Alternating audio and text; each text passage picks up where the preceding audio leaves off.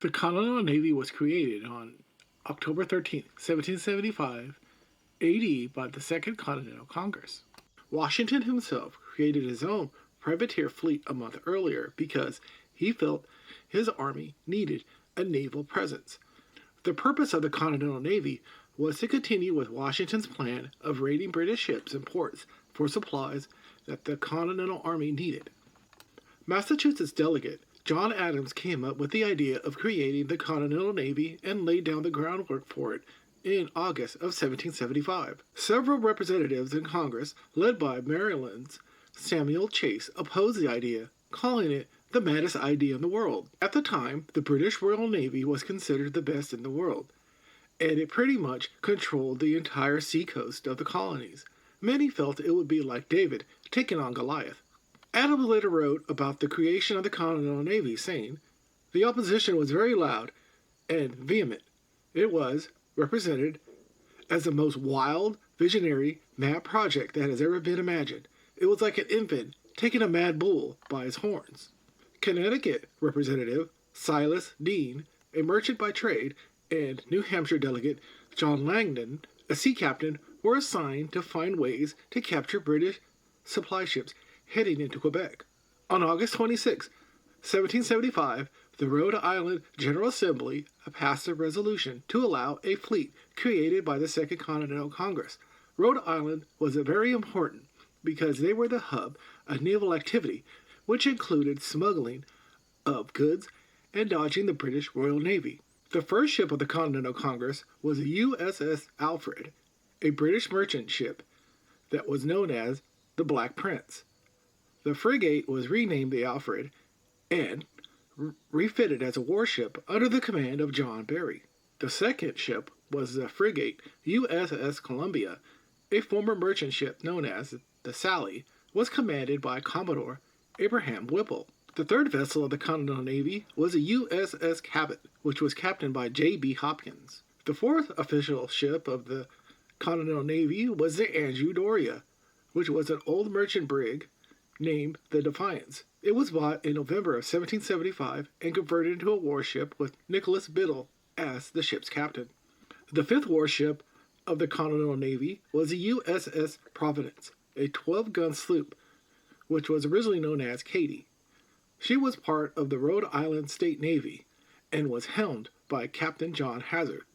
A few support ships were added to the small navy, like the USS Fly and Mosquito, a sloop and a schooner, which were armed with 8 small cannons. The USS Hornet, a 10-gun sloop, and the USS Wasp, an 8-gun schooner, were the final additions to the inaugural Continental Navy. These 2 ships were used to augment the fleet. Esek Hopkins was appointed as the Continental Navy's commander-in-chief by the Second Continental Congress on December 22, 1775. A few months earlier, he was the brigadier general and commander of all the military forces for the Rhode Island colony. On January 5, 1776, Congress gave Commodore Hopkins command of the small 8-ship fleet, and his marching orders were: "You are instructed with the utmost diligence to proceed with said fleet to sea, and if the winds and weather will possibly admit of it, to proceed directly for Chesapeake Bay in Virginia, and when you nearly arrive there, you will send forward a small, swift sailing vessel to gain intelligence. If you find that they are not greatly superior to your own, you are immediately to enter said bay, search out, attack, take, or destroy all the naval force of our enemies that you may find there. If you should be so fortunate as to execute this business successfully in Virginia, you are then to proceed immediately to the southward and make yourself master of such forces as the enemy may have both in the North and South Carolina. Notwithstanding these particular orders, which is hoped you will be able to execute, if bad winds or stormy weather or any other unforeseen accidents or disaster disable you so to do, you are then to follow such course as your best judgment shall suggest to you, and most useful to the American cause, and to distress the enemy by all means in your power."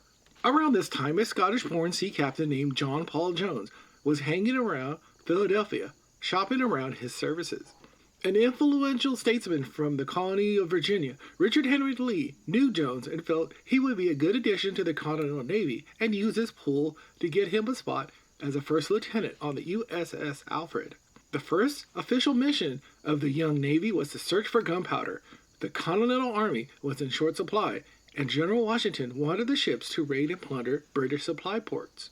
By the end of 1775 and into the early year of 1776, the newly formed Continental Navy, led by Esek Hopkins, which consisted of 8 man-of-war ships, was on a mission to not only keep from being destroyed by the British Royal Navy, which many consider the baddest on the planet, but to keep the Continental Army supplied with gunpowder, rations, and other necessities.